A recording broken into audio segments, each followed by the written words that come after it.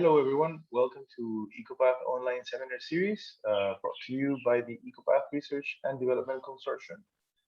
We are going to be doing these seminars once a month or twice a month, the last Tuesday and of the month at noon. So we'll have today's seminar, then we will have September's seminar and November's seminar on my birthday. Today we have a great talk by a powerhouse of a presenter. Is Dr. Sheila Heymans. She is a well-renowned ecosystem modeler, and she's really well known for that key paper on the best practices on EWE. And she's now the executive director of the European Marine Board, which is a science policy think tank that facilitates the co-design of marine science in Europe by identifying this emerging scientific and social challenges and articulating the research needed to address them. Today, Dr. Heymans is going to be talking about the UN Ocean Decade and describing the work that she and many co-researchers, co-authors have had the pleasure to collaborate in the benefit of developing this EU Marine Strategy Framework Directive. With that in mind, Sheila, I'm going to give you the floor. Thank you for doing this. Thank you, no problem. So thank you everybody for being here. I'm sorry that we were a little bit late with advertising, and yes, it's a little bit difficult to sometimes get these things done, but for those of you who were at the AMEMR conference last week or 2 weeks ago, it's a conference in the UK. This is essentially the same talk, but I might make more Ecopath references than I did in that talk. So I thought it would be helpful to talk about how useful models, ecosystem models, Ecopath in this case, can be for the UN Decade for Ocean Science for Sustainable Development.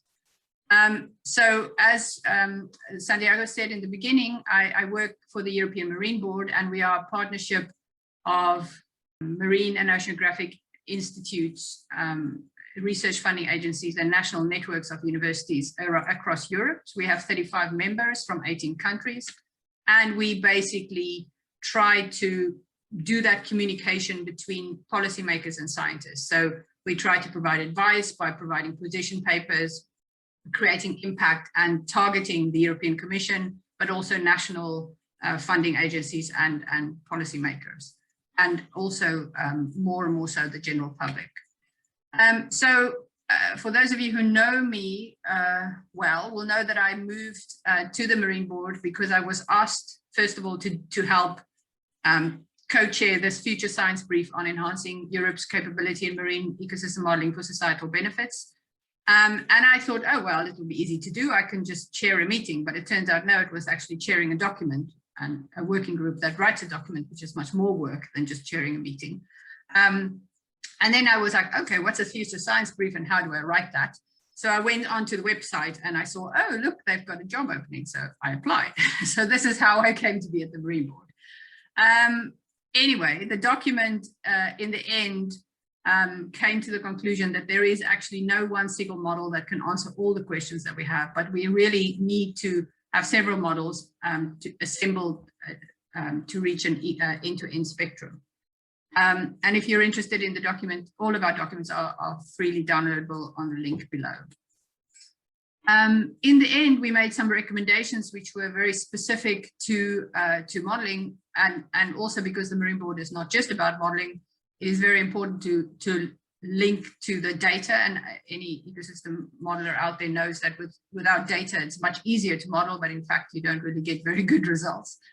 So we need to identify all the available data and make sure that we include all of those new data into our models. We really need to increase the predictability of our models through coordinated model experiments and ensemble approaches.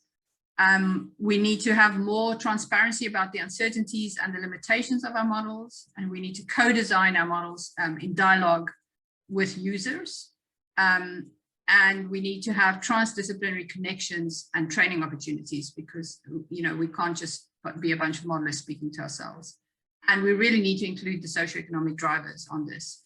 On the right-hand side there, you'll see some of the other documents that's come out subsequent, and a lot of these recommendations either link to those or also came out in those documents. So if you're interested again, you can have a read of those.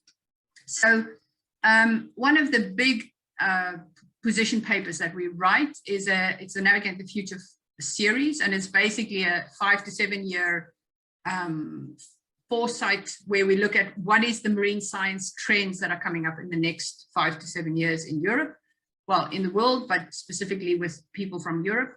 And Navigate Future 5 was specifically looking at that, and we came up with 5 key scientific questions that needs to be answered in the next 5 to 7 years. The 4-dimensional ocean, so how do we understand how the 3-dimensional ocean changes over time? What is the impact of multiple stressors and cumulative stresses? How do we predict extreme events, especially in the face of climate change? How do we incorporate ocean technologies, modeling, and artificial intelligence? And how do we foster sustainability science? So after we'd written this document, the Ocean Decade was just we were becoming aware of it.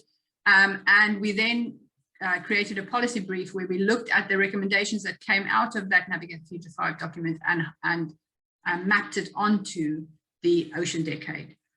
In the Ocean Decade application that before it was approved, they had 6 societal outcomes: a clean ocean, a sustainably harvested ocean, a safe ocean, a healthy ocean, predicted and transparent ocean. And a lot of our recommendations from our 5 chapters actually mapped very well onto these outcomes that was required from the Ocean Decade. I'll go through a few of those just to show some examples. For a clean ocean, for instance, we recommended that we need to evaluate the cumulative effects of pollutants. And in most of these cases, actually modeling, ecosystem modeling, and Ecopath specifically will be able to help address these. The safe ocean, one of the recommendations was that we need to study meteor tsunamis and other marine geohazards and look at how climate change might impact that and what the impact of these things would be on biodiversity. Again, modeling can play a role there.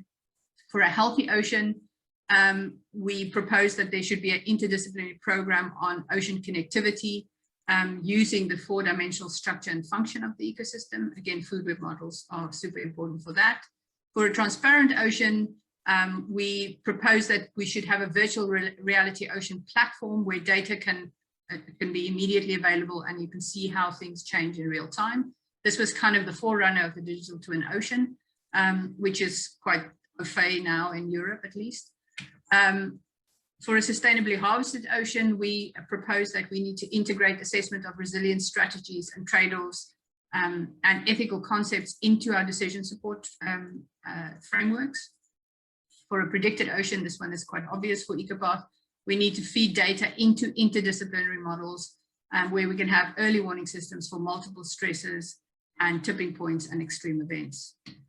So that was kind of at the end of that document that came out in 2019, and the policy brief came out, I think, at the beginning of 2020 or maybe also late 2019.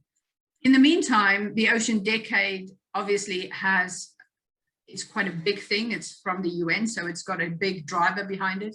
The mission for the Ocean Decade is that there should be transformative ocean science solutions for sustainable development that connect people and the ocean. So the important thing here is that the Ocean Decade is not just about science, but it's about science for sustainable development. So all of these research and development needs is really how can it help the sustainable development goals. So a lot of these are quite obvious. We don't have a good map of the ocean. We don't really have good data, so we need a good ocean observing system.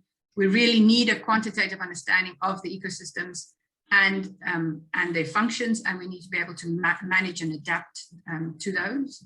And of course, we need to have ocean Earth system observations, research, and predictions. So those are the ones that really pertain very much to modeling.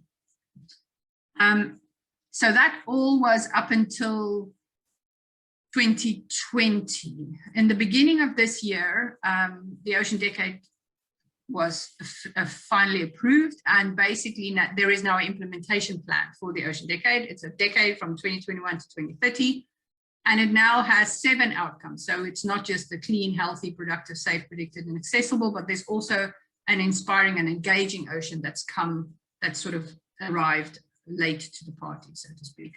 And on top of that, they've also produced some ocean decade challenges. So what are the challenges that we really need to address to get to the outcomes that we want by 2030? And these are obviously on the right-hand side, you can say sea pollutants, ecosystems, food from the ocean, those kind of things. And they kind of map onto the outcomes. As you can see, I've sort of color-coded them. And as I said, there was a new one. So one of the things that is quite clear to me, at least, is that all of these, or virtually all of these, needs ecosystem modeling. I think we can, in the Ecopath community, we can really play a good role in helping to address these challenges and getting to these outcomes. Probably the one, capacity development, is the one where it's not so evident, but I'm sure if we think about it, we can find ways to also make a good impact. So what I've done now is I've basically just gone through and highlighted some of the ways where I think we're already doing it. I highlighted some of the things where it's already being done in the Ecopath community, for sure. The first one is obviously the work that came out of, or actually went into the Future Science Brief that got me into this position in the first place. And it was really about the predicted and productive ocean. So here the challenges of ecosystems, food from the ocean economy, ocean climate nexus, and ocean digital representation are all kind of encompassed in at least the 2 case studies that I'm highlighting there. There's more. Those are the other case studies in that document are kind of Atlantis. So other modeling techniques, but these 2 specifically comes from Ecopath. The first one on the left-hand side is obviously the work that Natalia did. So she's here, you can ask her about it. And it's really looking at what climate change how climate change would impact, sustainably managing the west coast of Scotland fisheries, for instance. The second example on the right-hand side is the Red Mare project, which was done in Italy. It's an Italian project, and here they specifically looked at the benthic-pelagic coupling and how the common fisheries policy would have an impact on the fish provided, the food provided from the ocean. So here, the food from the ocean and the ocean economy is explained there, and in the first example, the ocean climate nexus, and all of these give you a digital representation of the ocean. The second example that I'm going to be quickly highlighting, and again, Chiara is here, so she can answer any questions that you might have, is a paper that came out a couple of weeks ago from work that a lot of us have been working on. So here it's basically an ensemble approach where we've modeled the impact of nutrient management plans on the coastal areas in Europe. So it's an ensemble of 14 ecosystem models, not just Ecopath, but there are a few Ecopath models in there. And these models are driven by output from riverine nutrient models with 2 management scenarios, and it's been tested against the Marine Strategy Framework Directive MSFD criteria. So Chiara was really good at getting all of us to run some excellent simulations. All of us, I actually didn't run the simulations. I think Jacob and Natalia did. And the results that we got was that the proposed nutrient reduction measures that came out under the Water Framework Directive, or that is proposed under the Water Framework Directive, may actually not have a significant impact on the structure and function of the ecosystems. So even though the nutrient reductions that are proposed coming out down the rivers are meant to make the ecosystems better, marine ecosystems, it might not have it definitely doesn't have a significant impact from what we've seen. The most impacted groups or indicators were spawning stock biomass of commercially important fish species and the biomass of small pelagic fish. And you can see that an example of that on the graphic on the left-hand side, where you can see that there's been a little bit of a change in the biomass of small pelagic fish, if you reduce the nutrients, and the only ecosystem where you actually get any positive impact on small pelagic fish is the Baltic Sea. And then the other result that also came out is that species diversity and trophic level indicators had hardly any impact. You can see the percentage changes between 0.5% and minus 1.5%. So you can see that there was very little impact on the ecosystem level, species level indicators. So really in this, the crux of the matter here is that when you want to make a big change in the marine ecosystem, you're going to need to do more than just the bare minimum in the rivers. And then the third example is a project that was a paper that was written by Natalia, who's also luckily here and can answer all questions. And here it was specifically looking at multi-purpose platforms and the impacts that they might have on the ecosystem. So this was basically a study on the west coast of Scotland, where the assumption is that if you put these multi-purpose platforms in, they might have good and bad impacts. So there might be, different attraction, bird attraction and disassociation, for instance. And here there was again scenario testing on a spatial model that was driven by nutrient enrichment outputs that came from a deposition model for aquaculture. So New Depomod is a model from Scotland. And then we looked at, they looked at the spatial impacts of the cumulative pressures on the ecosystem. Just one of the results here, you can see that in the MPP was placed sort of on the southwest side of this island, and then you can see the output of the impact of the nutrients and the different structures that were put in there. So the results that came out of that was that there was really a weak response of the food web to the top-down changes, but there was high sensitivity to the bottom-up changes or bottom-up drivers that were in the model, and that those cascade through the food web. And then obviously the different parts of the multi-purpose platform would have different impacts through different pathways on the food web. And there was also some evidence of mitigation between these cumulative impacts. But obviously one of the most important things here is that these impacts will be site-specific, and it will be dependent on the structure of the food web, on the currents, on the outputs from the nutrient model, water stratification, anoxia, and all sorts of things. So you can't really take what's here and just apply it somewhere else. So those are the kind of studies that are out there already that all relates to the stuff that we do with Ecopath, the ecosystem, food from the ocean, and those kind of things. But one of the other ones that I think is probably quite interesting is the accessible ocean, where we really want to use this digital representation of the ocean to get to people and get them to understand what's going on. And as I talked about earlier, there is a digital twin of the ocean project in Europe that's, I'm not sure if it's, I know that it's coming, but I don't know if it's started yet. But there's also in the Ocean Decade program, a digital twin of the ocean project or action that's being led by GeoMar, and it includes NOC, for instance. It's a big project that's run. And here it's very much, again, looking at how you link the global regional models together. So that's one way that I think we can do it. I was very much advocating that they really need Ecopath in there because it is an easy way to get people involved. But anyway, it didn't happen. Also, the UK's G7 presidency communique specifically talks about the digital twin ocean and says that they will bring together all of the digital twins from the G7 nations to really make this happen. So they will support the Ocean Decade by doing this. So I think this is something that from Ecopath perspective, we can really push on. But the question is, what is a digital twin ocean really? I mean, I think it's probably like anything. It's like an ecosystem model. It's anything to anybody. But the definition that I like came from the European Space Agency's Pi Week last year, where they said the digital twin of the ocean is a simulator that's used to test climate change scenarios and support sustainable blue economy and increase the resilience to the resilience of the ecosystem to climate change. So that's the one that I would go for.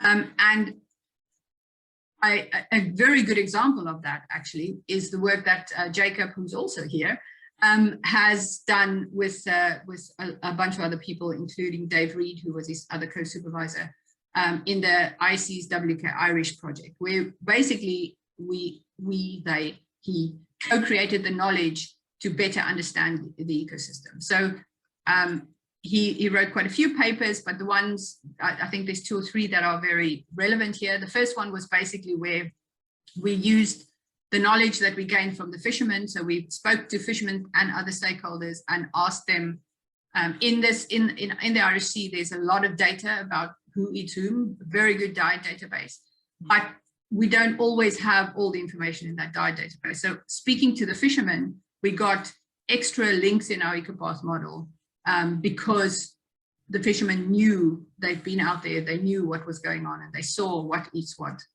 and things, especially what eats discards. That was one of the things that came out of that. And that was, he published a paper on that, specifically looking at food web indicators, so looking at some of the network analysis indicators that we have from Ecopath. And specifically showing that, you know, by having this information from the fishermen, you could get a broader diet as is shown here for adult whiting, but also for other species. And again, if you want to know more, I would suggest you read the papers. So the bottom line was that the fishers' knowledge really altered the understanding of the species level interactions that were there. But it didn't really make huge impacts on the ecosystem level indicators that we had in that model. The second study was, again, with the same fishermen at the same time. We also asked them how did the fishing effort change over time? Because the data only goes back to, I think, early 2000s or something, or maybe the 1990s maybe. But the fishery, the model started in 1973. So just by asking them, how did the fishing effort for some gears change over time where we didn't have data, we were able to actually bridge that gap and actually get much better predictions for species that we wouldn't have had good predictions for. So the graphic on the right-hand side shows you the combination of scientific and fishers' knowledge, which improves the fits of the landings, for instance, here for crabs and lobsters. So again, by combining the two, you get a much better result from the modeling. One of the other things that I think will be super important for a digital twin ocean is the ensemble approach. And at least some of the, I don't know if people from FishMap is here, but definitely FishMap is a really good example of what I think we need to do. And as from an Ecopath perspective, we really need to engage with this, because we really need to be able to have this ensemble of global models driven by global climate change scenarios in order to really show how the ecosystem is changing. I know that they are in the process of publishing an update to this. So I think that that's something that I think will really help with this digital representation and make people understand you know, of how the ocean is changing. But finally, I guess the one thing that we should really be getting at is the inspiring and engaging ocean. That's a new one. It's probably harder to do, but we really need to be able, at the end of the ocean decade, to have made a behavioral change for people, because otherwise we'll just be in the same place with worse climate at the end of it. So one of the ways that I think that we have sort of tried to get to that is that Chiara and I and some others are special editors on a Frontiers in Marine Science journal that's now finished. You can't submit anymore. But we have, on Monday, I checked, we have had like 51,000 views of the papers that came out in the special issue on using ecosystem models to support and shape the environmental policy decisions. In the topic, there are 28 papers. And you can see there the number of papers and what they're covering. So Ensemble Approach is the one that actually covers the most, 8 papers. 6 had coupled papers. Some of them were only on food web, some of them were only hydrodynamic, some of them were single species, some of the lower trophic levels. And obviously some of these would be, numbers would be included in multiples of these. Most of the papers, as you can see from the graphic before, came from Europe and the US. The US papers were very much supporting fisheries, and the EU was mostly on a more holistic framework, tackling different pressures That really reflects just the differences in how ecosystem modeling in general has evolved across the world, I would say. So I think that's one way to try and get a behavioral change.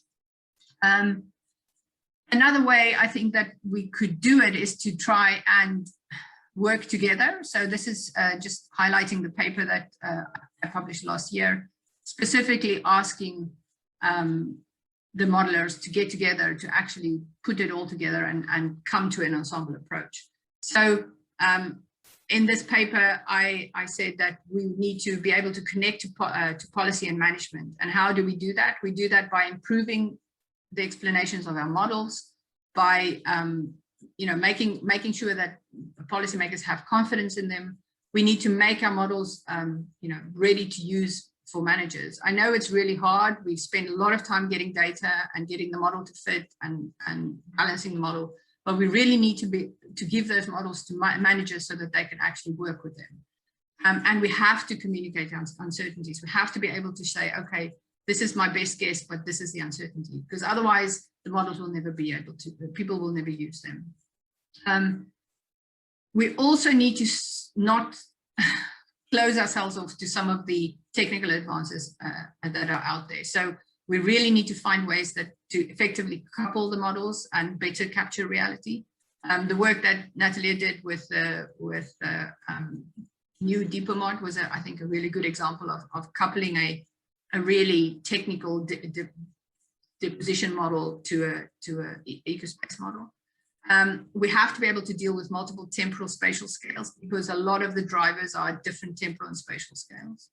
And then we really need to build the capacity required. So in the paper, you'll see that I look at the number of modelers that I know and the people that our co-authors know. And you can see that most of them are from the Northern Hemisphere or from Australia, the global north, as it's called. We have to make sure that we also have modelers in Africa, in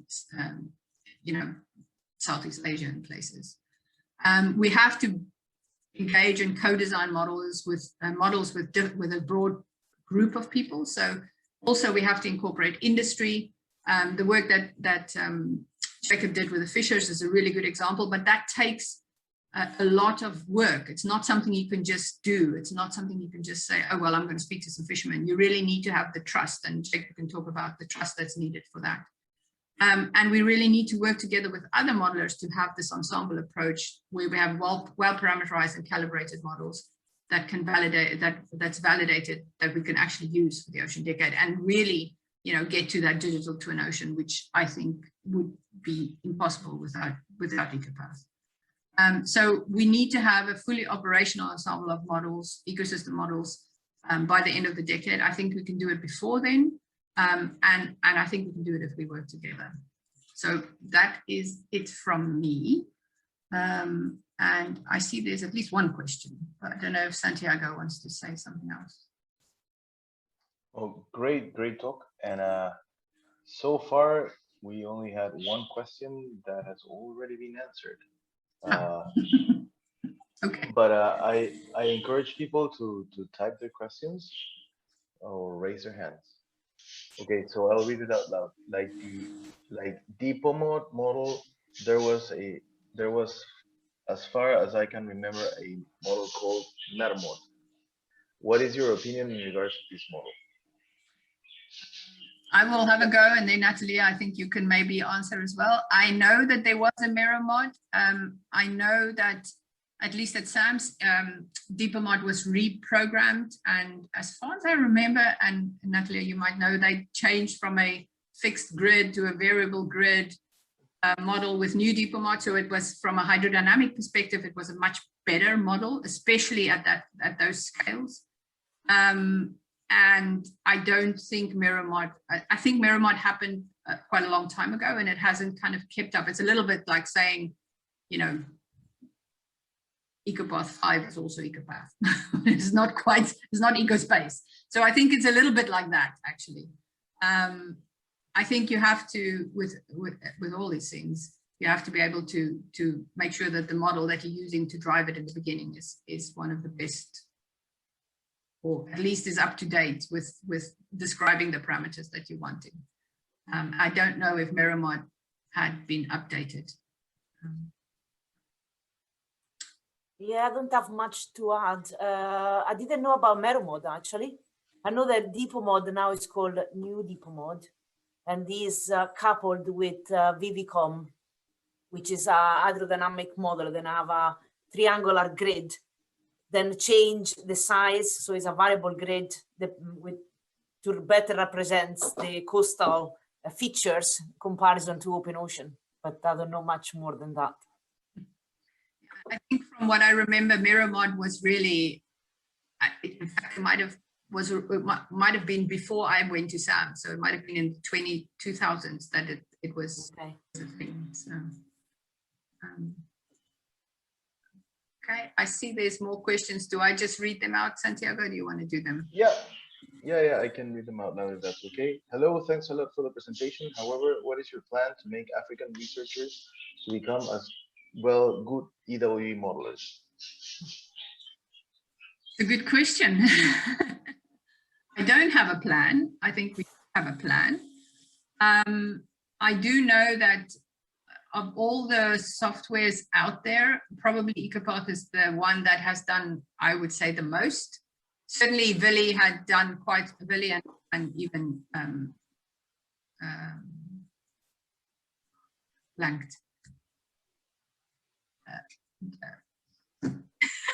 Anyway, they've done quite a lot for Ecopath in way back when. Daniel, there was Daniel Pauly. When they were still doing Ecopath 5, they did a lot of training for Ecopath across Africa a lot and Asia. And even now, there's a lot of training. Well, maybe not as many as there used to be, but there are training possibilities. And I think actually that the Fish 500 course that Vili did, that's now all online for YouTube, is a very good resource. So Rizika, you should definitely look at that. And this is a good opportunity if you follow these webinars to hear the new things that are happening.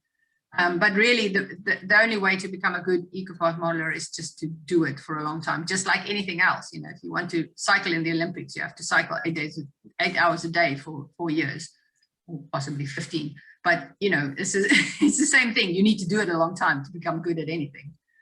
But the Ecopath YouTube channel, maybe Santiago, you can put the link in the chat for that if anybody has it. That it gives you really good examples of how to do it right, I'd say. Yeah, there's also, aside from all the lectures that are already uploaded in Ecopath, if you type Ecopath with Ecosim on YouTube, it'll take you to the channel and you have everything there, from like all the lectures. But there's a web page for the course that also includes all the references that are used for the lectures, as well as the slides. And then we have a Slack channel that if you email Billy Christensen, he'll add you in the Slack channel. And that's the fastest way to approach us. Any question regarding bugs or the model that doesn't fit or stuff like that, we can help out. And I'm currently part of Billy's lab, and he just is a wonderful teacher. So if you're interested in developing these skills and have a cool research project, please submit an application for the lab and like venture into a master's degree or a postdoc or a PhD or something. And also we're working with Jerome and Martha on developing or translating part of the Ecopath code and software to different languages. So now we've been doing this for a bit, and it hasn't been as fast as we would like. But like no, we Spanish is really moved forward, but I'm sure that in the future we'll be able to translate this in many other languages. So we're really putting an effort here. So I'll share the link on the chat. Yeah. I see there's also some other questions. I don't know if you want me to just read them out and answer them if I can while you're doing the chat thing, the link thing. I can't hear you. Yeah, please go ahead. Lauren says, what are some frameworks in which modelers can come together? Are there really specific meetings in place for this, or do we need to start hosting more meetings or have a different format for collaboration? Well, Lauren, I don't know if you mean specifically for Ecopath or for modelers in general. At least for Ecopath, this is kind of why Lee and Christy and I have been trying to do this, keep this seminar series going so that the modelers can speak to each other. You know, COVID has actually made webinars much more accessible. So I think we will really try to keep this going. But that's not the same as actually working together on a model or working. And I think that is something that I mean, it's not really my job anymore. So it'll be very hard for me to organize it. But I think it's something that could really be a good way to do it. As I said, I gave this kind of talk at the AMEMR conference last week, which was a modeling conference in the UK. It happens every 2 years or so. So they are, and then, I mean, there's other modeling conferences out there. So if you want to kind of get to one of those, that might be a way, but I'm not sure if that answers your question, Lauren. If I may, Sheila. Yeah. Lauren, I don't know if you come from Europe or you work from other continents, but actually I'm working for the European Commission, and we created a framework with the marine modelers, not necessarily only Ecopath. And that's what Sheila presented is actually a paper that shows actually the results, not only from the full web of Ecopath, but actually from other modeling tools. So we created this framework that is called Marine Modeling Framework, where we invite modeling experts to join forces to run their models to answer policy questions. So if you are from Europe, please send me an email of interest, because yes, definitely we could use your modeling expertise. Yeah, and if you want, you can just put your, just put it in the chat or something if you want. And then the next question is by Samuel. I'm not going to go with the last names, there's too many.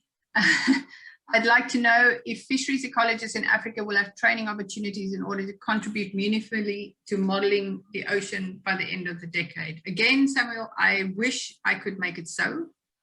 I know that there are some fishery scientists in Ethiopia and Ghana working on that, on Ecopath at least. But in order, I mean, if we really want to make this happen, we need to get together and propose something under the Ocean Decade. The problem is the Ocean Decade doesn't come with money, so you still have to find the money to make it happen. So we have to find a way to make it so. It's not something that you could just apply to them to get the funding. However, if we don't, I think the Ocean Decade will not be as much of a success as it would be if we actually got people from all the continents to be able to do this properly, I would say. And then there's a comment by Tremaine Bowman, who said that the Fish 500 course that we were just talking about was very helpful, and that he did it in the Caribbean. So, you know, you could do it online. I think it's a really important a resource that, and the link is in the chat. And Igor has said that he's looking forward to the evolution. So those, I think, is there anything else question-wise? No, doesn't look like it.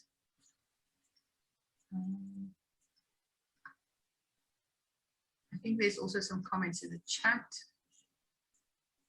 Well, I think that's been mostly me.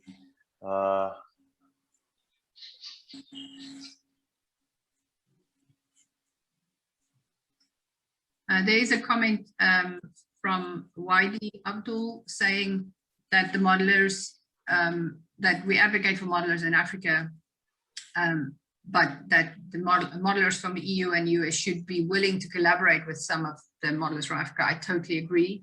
I think it's, you know, it really, if we don't do it, then we will never have sustainable development. We have to be able to work together and bring everybody up to the same level. So I completely agree with that.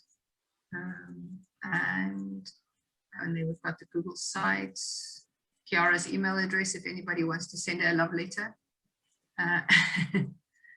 And Waidi was also saying that we can come together via exchange programs, and that people from Africa need exposure to be able to come up with more robust modeling for fisheries policies. I agree.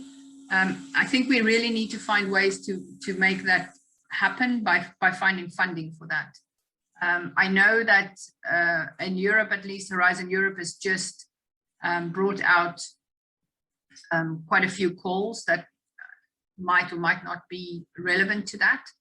At least one project that was funded still under Horizon 2020, which will start in September, is called Ecoscope, and that will have, as far as I know, maybe I'm wrong, maybe there will be some people from West Africa or North Africa involved, because there's some of the case studies is in the Mediterranean, but it's not quite the same thing. So it's something that I think we really need to find a way to make it happen. Yeah. Any other questions? No questions on the papers that I was talking about to Chiara or Natalia? Any just ecopathic questions? Because we can also just answer any questions that are kind of just related to problems you're having in Ecopath. You have quite a lot of the people that I would be asking these questions to anyway in the building. So otherwise we can all just go and have some dinner or lunch or something.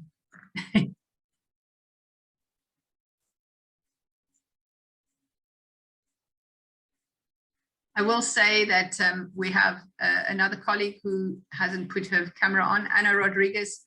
Maybe if you're there, you want to put your camera on. She is working at the European Marine Board, and she will be working on this project Ecoscope that I mentioned.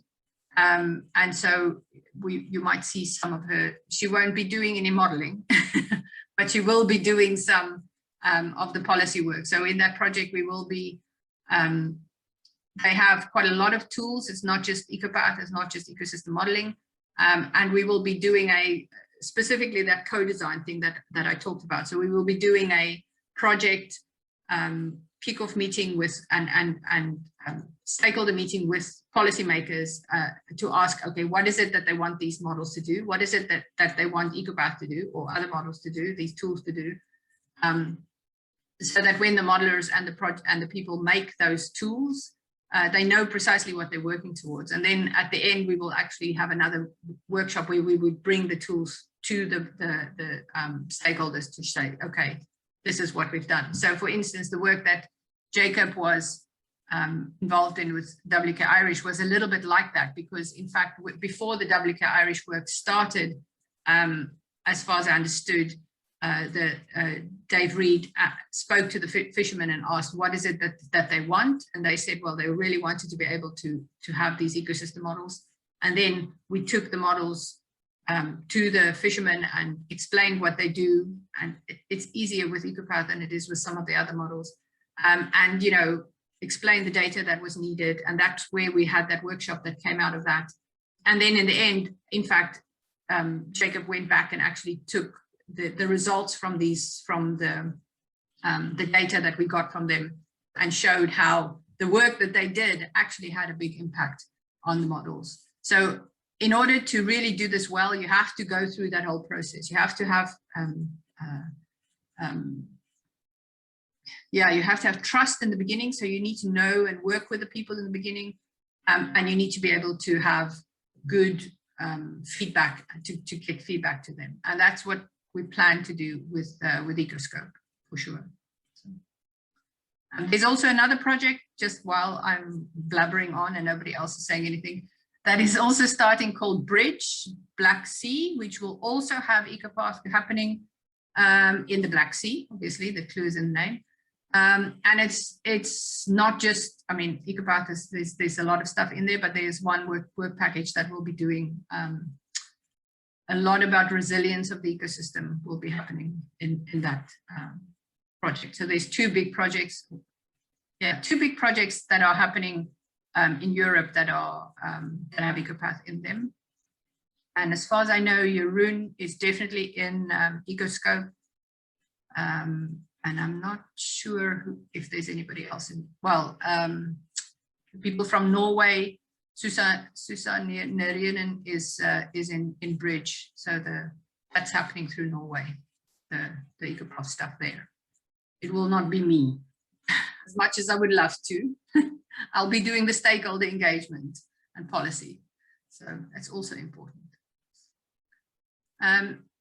So I don't know if there's no more questions or comments. I can go have my dinner. I think so. No, it's way too early for Natalie and Chiara, but you know, for me, it's definitely time. Okay. I can start to work again on my Ecopath model. I see one more questions come in. Anna, Chiara put her email in the chat. So if you want to have a, Anna, she asked if you share Chiara's email. It's in the chat. So just look at the chat. There is an anonymous attendee. I didn't know we could have anonymous attendees who asked, is Ecopath developing a specific tool for modeling new species invasions and invasive species impacts? I don't think that there is a specific tool being developed, but we don't really have the main modeling developers there. I don't know if Natalia, if you guys know anything. However, there has been a lot of work on invasive species done. I would check the work from Xavier Corrales. He's done quite a lot of work on that. There's others that have done also studies in Ecopath on invasive species, but the one I know of is Xavier. So I can. Yeah, I'm going to put a video on the link to one of the lectures that we had this year on Fish 501 that dealt specifically with species invasions. There's a couple of papers on that have touched upon this, and we're currently involved in a bunch of projects that are dealing with it. So if you have questions, the best way to go about it is through Facebook or the Slack channel. Okay, thank you. Yeah, and I've put Xavier's name in the chat for. You can find his papers if you put his name in Google Scholar, you'll find his. Yeah. Okay, I don't know if there's any other questions or comments. Otherwise, it was great. I will say that we will definitely have another talk on, remind me, it was in September, wasn't it? September. Yep. I have already spoken to a PhD student who's just finishing in the lab of Nathalie Nickel in France. And he did some great work. I saw his poster at the AMMR conference, and he said he will give a presentation. So I think we'll probably have him give a presentation in September, and we will try and get it sorted earlier so that you don't hear about it at the last moment, I promise. So thank you okay. very much, Sheila, for doing all this, and it was a great talk, and we hope to keep going. Thank you, Santiago, and thanks everybody. We will thank you. We will see you guys in 2 months' time.